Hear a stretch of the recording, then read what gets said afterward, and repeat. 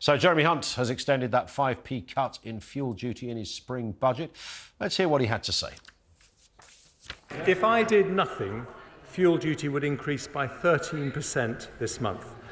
So instead I've listened to my right honourable friends for Stoke-on-Trent North, Dudley North, Witham and others, as well as the Sun newspaper's Keep It Down campaign.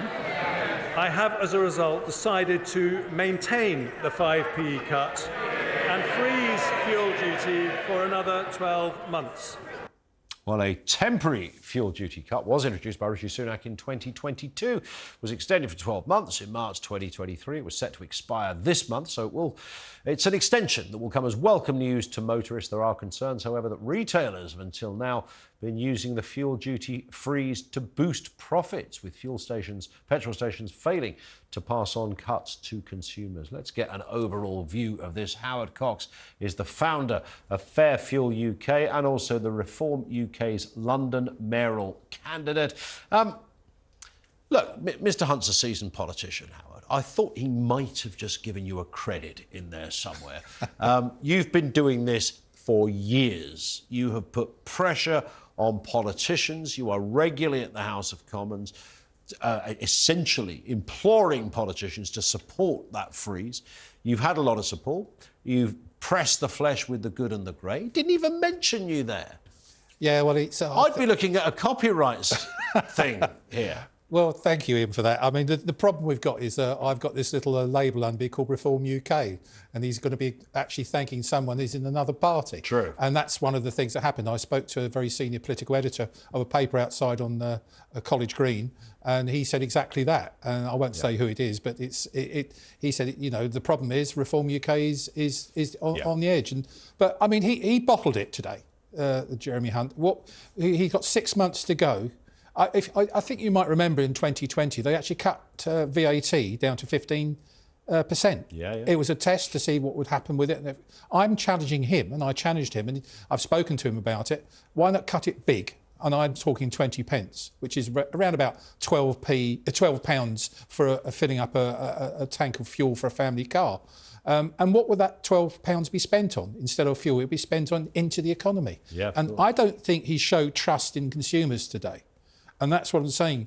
Give more money to people in the pocket, stop hitting them in the pocket, and that's what really would have actually driven, I'm sorry to use that pun, right across the economy. We would have, growth taxes would flourish as a result of cutting duty big. And I'm not the first to say that. Top economists say the same thing.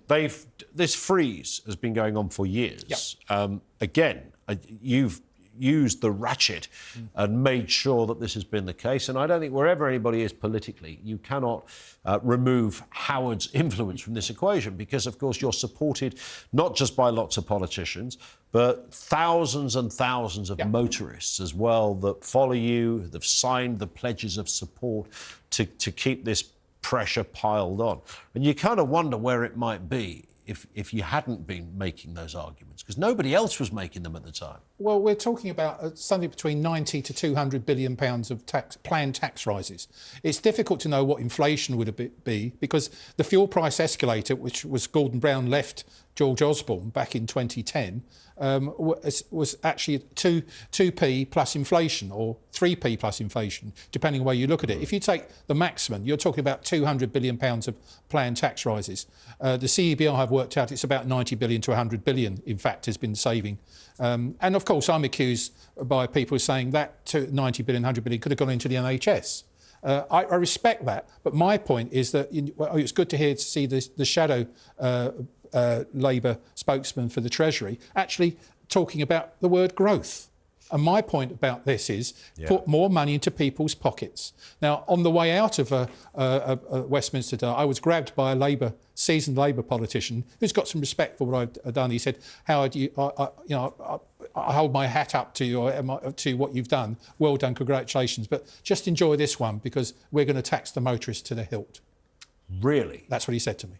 And he said it in a glee. And I know the guy, he's a very honourable sort of guy, and I don't think he expected me to tell you this. Yeah. And I put it out in a press release. And that's my point. So I'm afraid FairFuel UK is not going away, Labour. I'm coming to get you. Yeah, and I mean, it's very honourable, and it's the done thing, of course, not to name people, despite the fact that, it's tempting, but it won't come as a surprise to many people, because Labour have people have accused the Tories, understandably so, of having a big obsession with everything from net zero to the car, the greatest symbol of social mobility. Absolutely. In our human journey, has suddenly become as welcome in some quarters as something a dog might do in the park while on a walk. I mean, that's how people now view it. This disgusting thing. Not only great feats of engineering, beautiful design, but the fact that it's freed the working man to get out there and to be able to move around, all the things the car does, and it's become this totemic symbol of all that is wrong with society. I think you're right. Unapologetically, I sense the Labour Party will look at this and say, no, we are going to be the greenest government, whatever that means. And the obvious symbol, some would say the laziest symbol, the laziest way to do that is just to tax the pants off people who drive cars. And we can do it with a moral superiority, therefore we don't care. Brief answer if you could, Howard. Well, the driver is the commercial heartbeat of the economy and the social heartbeat of the economy. You made the point. People travel to meet people, to work, to medical appointments, you name it. It's vital. You do not do it. 60% is still tax. What other thing that actually helps you tax 60%? I understand taxing cigarettes and to some extent booze. I'm glad that's been frozen. I'm really pleased about that. But fundamentally, the car is vital, the truck is vital, the white van man is vital.